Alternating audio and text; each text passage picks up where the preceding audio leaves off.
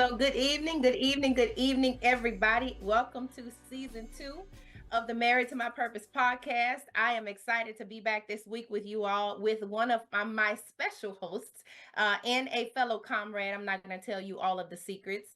Mr. Johnny Lenham, who is the extraordinaire who we call the military CEO. He'll get into that as well. So, Johnny, thank you so much for being on this evening. I look forward to having conversations with you. And thank you for taking my invitation. This man is in transit somewhere in the world, and it's none of your business where he is, but he's somewhere. And he is doing this and taking time out to do this. So thank you so much for doing this today, Johnny. I'm going to pass it over to you to give us a little bit of a background of who you are and what you do, what your journey is, and we'll go from there. So the floor is yours. Awesome. Thank you, first of all, for the invite. And I had to make time to come on tonight. So super excited about that. For those who don't know me, Johnny Lynham, the military CEO, Air Force officer, real estate investor, husband, father, uh, mentor, author, all those things, and a child of God, Yes. first and foremost. Okay. And yep, humble beginnings. Grew up Grove Hill, Alabama, Oh, three you're from traffic the South. lights. I'm from Louisiana. Yeah, Okay. yeah, so yep, from the South, and humble beginnings. And I joined the Air Force after graduating from the University of Alabama, Roll Tide, Okay. engineering I degree. graduated from Grambling. And okay, yeah, for me, the big thing for me was just the push from my mom, my dad on getting out of the situation where I was in, growing up humble beginnings and being able to take things to the next level for the family. And so I always kind of had that purpose and drive pushing me to my greatness, but it was an extremely humbling uh, feeling, to get out, graduate college, have that first duty station as a brand new butter bar lieutenant. And you got a And paycheck coming in. Right. But at the same time, I couldn't even get my own apartment built because my credit was screwed up. Oh, And wow. so, yeah, so I had to get a family member to sign on my first lease. And that was the kick in the butt that I needed because I had these credit cards from college, didn't know I needed to be paying these people their money back on time, keeping the balance low, all those things. And so over the next 10 months, got my credit fixed up. And then I had a phenomenal opportunity from another lieutenant buddy that found a duplex for sale. And shout out to Nick Battle. So he was like, hey, J2, he's like, I found a duplex. I'm going to buy this side. You buy the other side. We're going to rent these things out when we leave. We're going to make some money. I was like, hey, let's go. And oh, by the way, for all my veterans out there, we were able to use our VA loan benefit. So I actually got a check back at closing, a little bit over $300. And I was hooked on real estate after that. And Really?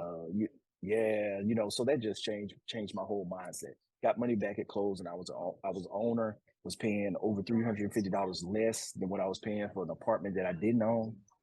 But at the same time, I just looked at, hey, I can rent this out. Be bringing in $300-400 a month cash flow after I leave. And then I can go and do this at another duty station and do it all over again with no money out of pocket. And so it was the best things since sliced bread for me.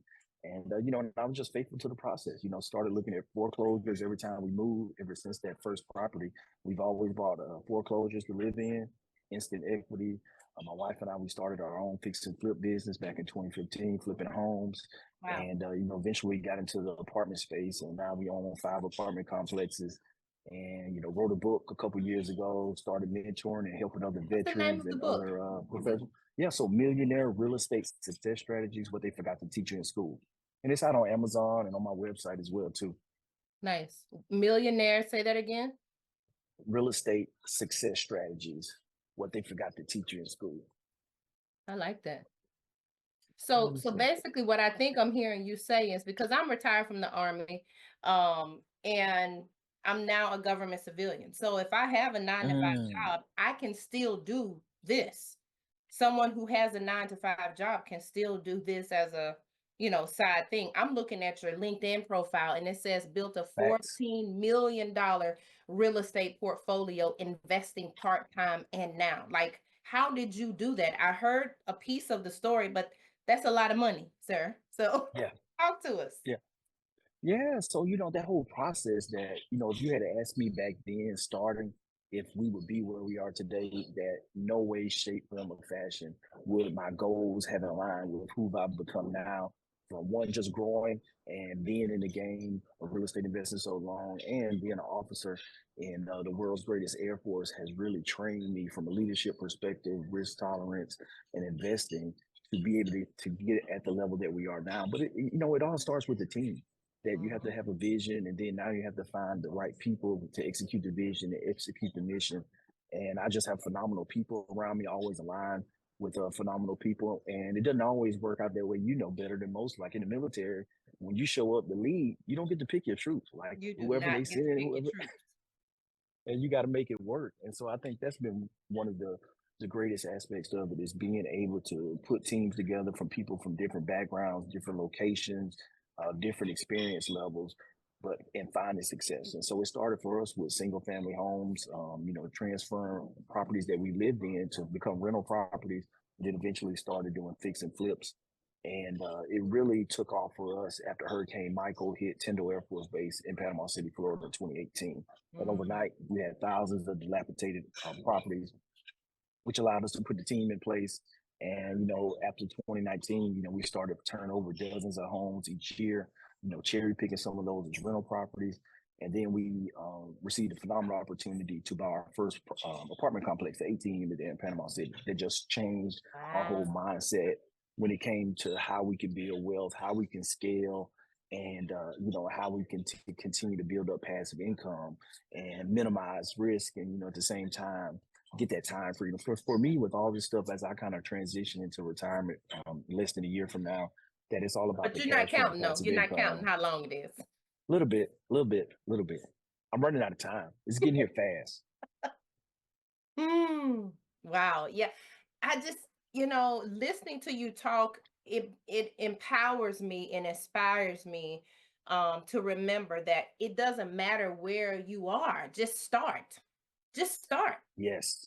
And you talked about something, you said something that I wrote down, risk tolerance. I think people like us, people that look like us, and people that may not look like us, may have a problem with risk tolerance. I mean, we can't. When I grew up, my grandmother had money under the mattress, and it was not growing any type of interest in any way or stretch of the imagination. So when you talk about a community that may say, you know, I have to pay my light bill or I have to invest. You know which one we're going to pick. And in my 100%. other, yeah, some of my other expertise is in diversity. And so one of the things that I remember in some of those trends and statistical data is you have the underserved communities that could or want to invest or could and want to, take their money and make it flip and make it grow, but they have to pick between not having gas in their car or investing. So having that risk tolerance and remembering, hey, we don't have to buy everything. Delayed gratification is something that we might have to do Mm. in order to get where we want to go. No, 100%. I agree. And that has been one of the, I won't say frustrating things, but really being in this space and being in rooms with other successful people, other millionaires, and the conversations. And at the same time, from where I come from, there's like, okay, I can't just leave everyone behind and just kind of go off and, just operate in this area, but how to help people build that bridge Mm, and help where they don't have to bootstrap themselves and they can take the accelerated route to get there. But like you said, it takes discipline, it takes some sacrifice. And most of the times, like I'll tell people that, if you have a small amount, that the number one investment that anyone can make is in yourself, is in your mind. And so the thing that I would challenge people is it's not even worth paying out that 1,000, 2, 3,000. You should invest that in improving your skill set and knowledge. Where now the more skills that you have, you can command higher income, and now you have more discretionary income. Now you have more disposable capital that you can invest. But you need to invest in yourself to get the skill set, the knowledge, and the more knowledge that you have, that buys down that risk and allows you to go in and invest. That I've had conversations with people that had 800 credit scores and own zero assets because they view real estate as risky, and because they don't have the knowledge, it's risky to them, and that's I've anything. said that You know, before myself. so driving down a 2-lane road every day is risky, but guess what? You have experience, you have knowledge, you're comfortable with it, and you can drive from here to work without even thinking about the route because you've done it so many times. In the same way, if you apply yourself to what is real estate investing, stocks, gold, equities, crypto, whatever it is, you get the knowledge because the riches is in the niches. Yeah. Wow, I like that. The riches is in the niches. You know, you said a lot when you talk about risk, when you're talking about fear, but you also said the number one investment is in yourself. Um, I agree with you. You took it from an angle of saying someone had an 800 credit score, but you didn't have any assets. You can take it from another angle because I am a coach. My doctorate degree is in strategic leadership and leadership coaching. However, there are lots of coaches out there that didn't go to college, and there's nothing wrong with it because a lot of them are millionaires and never attended college. It's mindset. It's mindset. When I was in my doctorate program, my department head said, "Sorrelda, what's going on? What are you going to write about?" I said, "Well," she said, "What would you write about that would make you tear up?" I said, "My childhood." She said, "That's what you need to write about." Mm, And so she also said to me along the way, she said, "It puzzles me that you are in the leadership mecca of the world, the Department of Defense that teaches leaders to be leaders, and you're so afraid." I said, "Well, because I've never been in the civilian sector. I came out of college, I went straight into the military. I don't know the mhm. nothing other than the DOD, right?" And she said, "There's a difference between being uncomfortable and unqualified." She said, "You're not unqualified. Ooh, You're uncomfortable." And so when I talk to people and coach people, I tell them that because I can see it in people because I know that it used to be in me, and sometimes it even still is. I work for the Navy as a civilian, which is totally different from the Army, total different personality and mindset and culture. So for me, being uncomfortable has become a norm. I don't like it. It doesn't feel good, but it has become a norm and it's not actually toxic. It's not actually a bad thing all the time to be uncomfortable. and I agree 100% because guess what? If you're not changing, if you're not uncomfortable, then you're not growing. You're Mhm. complacent. And that's the last thing that you want to be is complacent in anything because you're regressing. And so I think, that whole philosophy with being uncomfortable, with being comfortable, being uncomfortable, it just allows you to level up and go to that next level. Right. Because the thing is that so many people, they take for granted the skill set they have and how qualified. That's one of the most, intriguing things. Is like once you get in some of these rooms and the conversations that you have, when you're talking about $1 million deals and everything, and you're like, I'm more than qualified to be here having these conversations. The Yes. questions that you get asked, and how did you do X? How did you do Y and Z? And everything's like, you don't know that? It's like, hold on. And And and so the thing is, they're not asking textbook stuff. These people are asking techniques. They're asking mhm, strategies. And most of this stuff that they're asking is not in a textbook. That's what I was going to say to you earlier. I have gone to I can probably go in my email right now and find 5 or 6 emails from some type of coach that's scaling mhm, their business and they want me to come to their stuff. I have been in a coaching program that costed a whole lot of money. And when I finished that program, I didn't scale the way the person that I bought that from scaled because they were already mm, years ahead of me. But it was mindset. right, And so for me, yes, it's almost identical to what you said earlier. I'm in these rooms, but I want to help the people that, you know, don't get this yeah, information in the room. Now, I'm not saying I'm going to pull you along the whole time. You got to be ready. You got to yeah, bring something to the table. Like I'm yep, not going to spoon feed you, but at least give you the information like we're doing tonight. So I definitely appreciate that.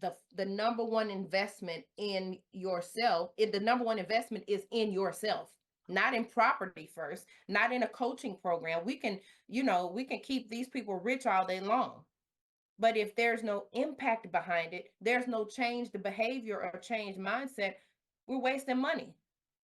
And yep, I have to even be intentional about that. I'm not going to just keep going in rooms and spending money. Oh, I'm excited to go to a conference. No, what is this conference going to do for me? What's going to be the end result? What are my outcomes? If I can't see that in what I'm doing, I'm not going to do it.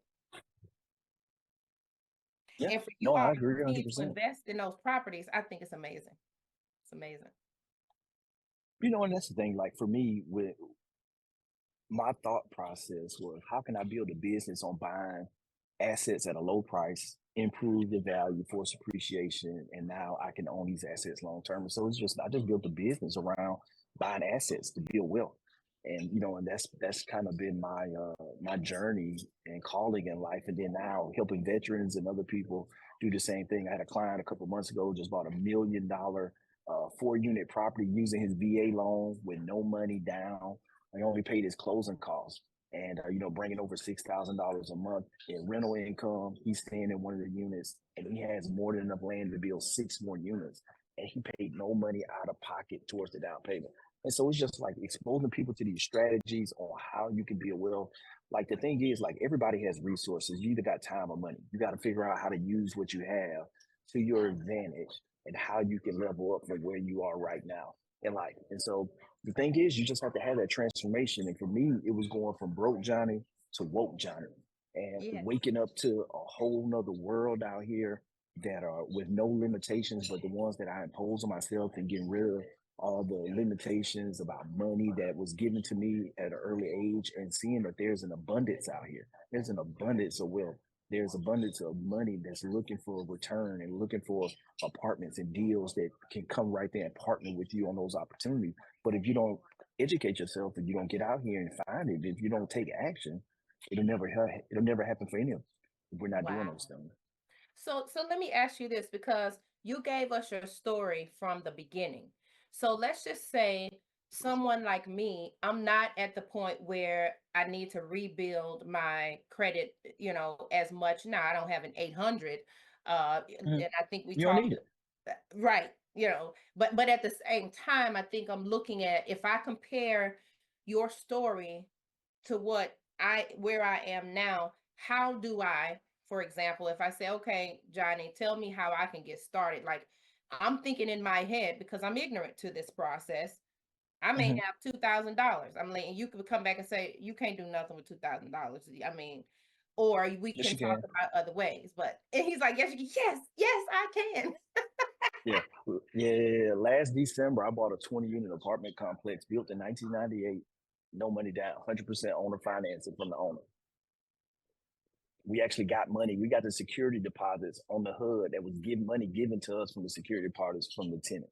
And so the thing is, you just got to know the strategies and know how to get out here and have the conversation. But what I would tell you is, look at the resources. You could buy real estate with your retirement account.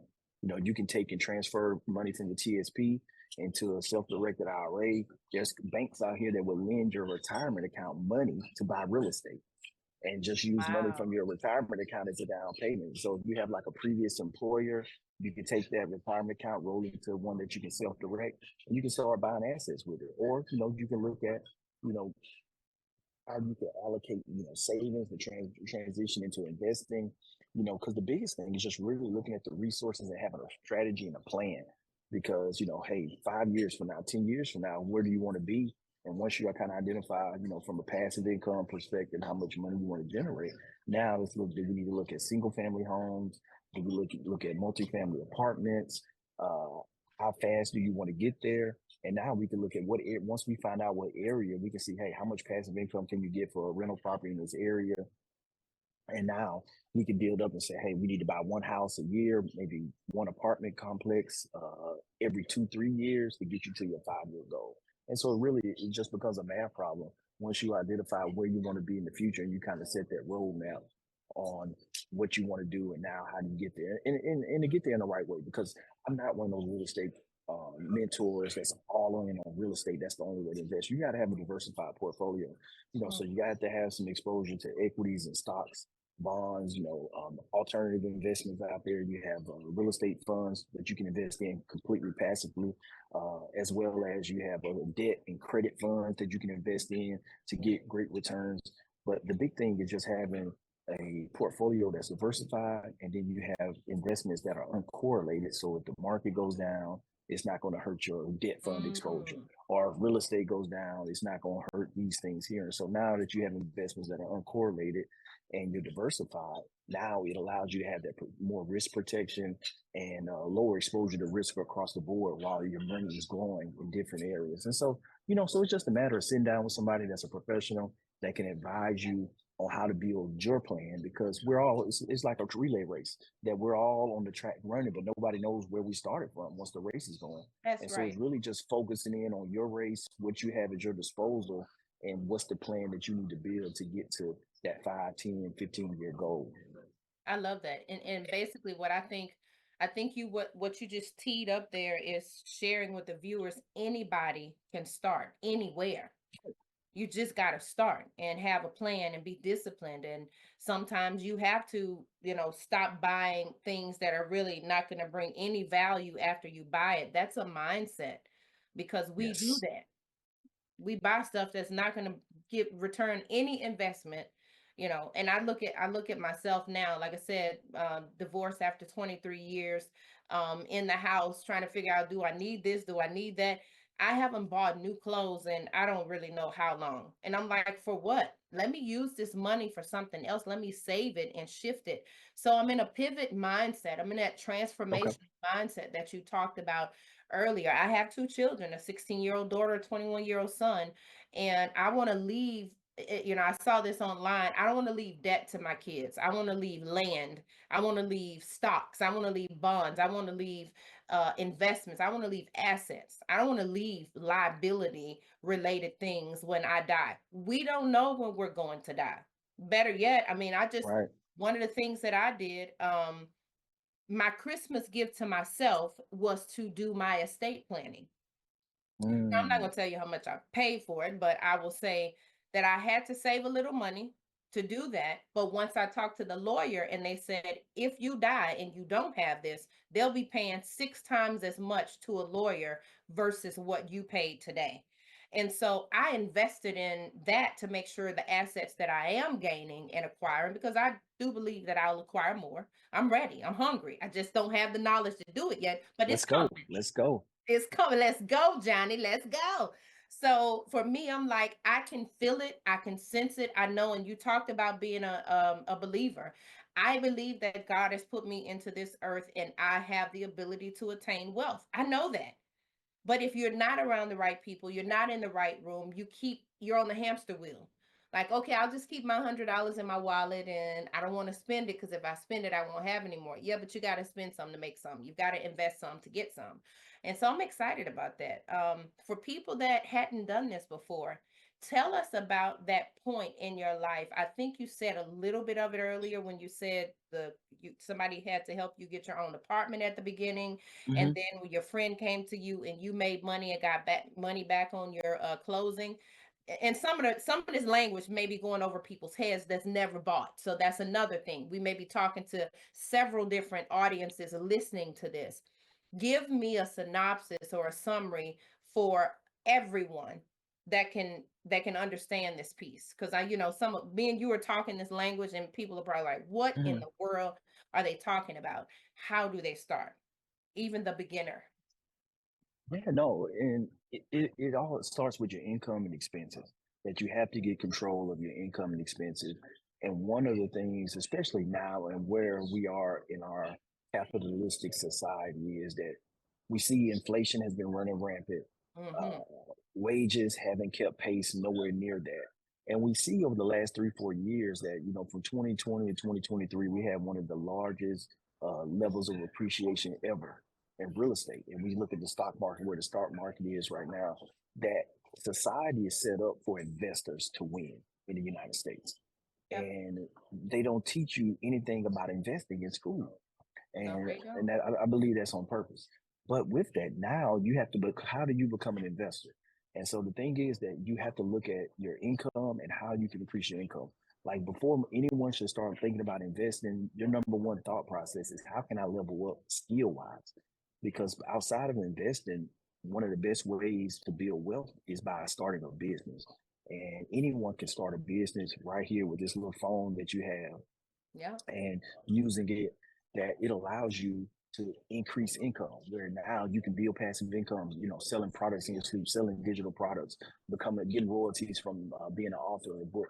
And so I encourage anyone to look at the skill sets that you have right now at your W-2 job, that, one of the things you can easily go in and do is like, hey, as your manager or supervisor, what is it that I can do right now in the company to get a 20% raise or 20-30% raise right now? What metrics or what quota do I need to hit in the next quarter, in the next year, to get to this next level or get to this next opportunity? Now, Mhm. you have a plan. And so I encourage people that they need to level up skill wise. That if you're in a dead end job, then find another one or create your own job or create a side business. I tell people I've been working two jobs now for over a decade. Um, Really? from buying real estate and having a side business where, we started flipping one house at a time, sell it and pick up another. But we've been doing this since 2015. And so the thing is that you just got to stop making excuses because we all have That's 24 it. hours in a day. Myself, you, Elon Musk, pick anyone that's Pick the person. operating at a high level. We all got 24 hours in a day, but it's all about how we choose to use them and how we can level up our skills. So I tell everyone to start looking at how you can increase your income today, and then start getting smart about some area in investing that you like to do, whether it's trading stocks, it's real estate investing, is investing in oil and gas, maybe trading notes, buying notes on real estate, becoming the bank, or whatever it is. But you got to find something. You need to find something to invest in. Get the knowledge, get all the information, whether it's education from books, podcasts, seminars, and conferences that you can attend, a mentor, a coach, but somebody. And so once you figure out an investment, because most investors, they get rich from investing in a concentrated area or niche. And the saying is, you become rich by concentration, but you keep it by um, diversification. And so the Mm, thing is, like, get good. For me, it was get good, really good at real estate, build a wealth, and now you diversify once you build it all. So now this is how you preserve it. This is how you keep it. And so you can't get great at everything. So just focus on one lane, one niche that you're passionate about. Get really good at it. Make all the money you can, the capital, and then start reinvesting and diversify it out into those other investments. I love that. I hear people a lot of times, and I was guilty of this when I went through my transition program, retiring from the Army. And they said, well, what do you want to do? I said, I want to start a business, but I also want to start a nonprofit. And then I started going down this list, like, I want to do this, that. I'm like, got this long list. It was like, look, pick one first, and I find myself, because I retired in 2016, and I find myself even now, like, don't do that, Sorrel, to pick a place, and then you can have the same foundation, and it can branch off, like you said, diversification, but have a niche, create that niche. Hmm. And people don't understand that. Yes, we have ideas. And I'm sure, like, you just sat here and talked to us about so many different areas where you can invest. Like, what you do is not the only way, but the way that you're doing it works for you. And you Right. said something else, and this has to be something that we need to do a foot stump on, because you've said it a couple of times today. Find something to invest in, but you got to invest in you first. Yes. You can have all the money in the world, you go invest in something, you're not going to keep it because your mindset didn't change. It's like somebody winning the lottery, and you just spend it. Yep. I'm going to give this person this, I'm going to give that, I'm going to give and invest is not the same thing. Giving and Yep. investing is not the same thing. And if we put enabling in there, we're going to be broke. If we're enabling people by giving our money away, we absolutely are going to be broke. That is no return on investment. Now, I'm not saying charity is a bad thing. You're a believer, I'm a believer. We get that part. That's a part of it. Hmm. But that's not going to keep you in the wealth pocket. So, gosh, this is so good. Okay, now, you seem like you do this often. Like, tell me how people can get in contact with you. Let me know where your intellectual property is so people can invest in it, or Hmm. get the book and read it. I know I'm going to get the book because I'm ready. When I read the book, I'm like, look, Johnny, I'm ready. Tell me what I need to do. I'm going to try this thing out, and let's go. So, talk to me about that piece. Yeah, no, most definitely. Extremely active on LinkedIn. So Johnny Lynham, first name, last name, on Facebook as well too, and my website, johnnylynham.com. I have we're actually in we just finished up week 2 earlier this week, 8 week passive investor wealth series that I teach, and I bring in my financial advisor, CPA. We have a self-directed IRA company that's coming in. That's a company that's coming in talking about trust. We talk a little bit about that. Where's Mhm. there everything that you need from a wealth perspective, as well as I'm teaching the foundational pieces of real estate investing and underwriting deals. And I have clients that share as well too. So that's an 8-week series. We've done a couple times, and I'm super passionate about that. It's all recorded, so I encourage anyone that wants to check that out. That's there for anybody that's looking to build wealth. If you're serious, that you'll gain a tremendous amount of knowledge and information from there, and a lot of resources on getting started and building that foundation on whatever that you want to do when it comes to building wealth. So I definitely offer that up, as well as we do consulting. I have a team, as well as our REI Genius Real Estate Entrepreneurship and Investing. Our company, that our mission is helping people change their lives through real estate, and so Mm. that's what our mission is, and that's what we do. So we'd love to have a consultation call with someone. If you're interested, definitely reach out to me, and we'll get you set up with that 8-week wealth building series that you can go on at your own pace and kind of self-pace and go through. And yeah, Okay. So JohnnyLynham.com. .com. Okay, folks, y'all heard it, JohnnyLynham.com. Listen, I know it's Christmas time. I know we're getting ready to go into the holidays, folks, but think about all of that money you getting ready to spend versus invest, okay? Go into Yes. 2025 a different way. You don't have to spend it all, but if you do plan to spend it all, make sure you're spending versus investing it. I want you to invest it in something as well. So, everybody, Johnny Lynham today. We appreciate you coming on, sir, and we look forward to having you back possibly and doing more My pleasure. collaboration with you. Folks, listen, this is the end of this week. We thank you all for logging in to the Married to My Purpose podcast. We look forward to you all coming back on next week. And bye bye now. We'll see you soon. Have a happy Christmas and a happy New Year. Bye.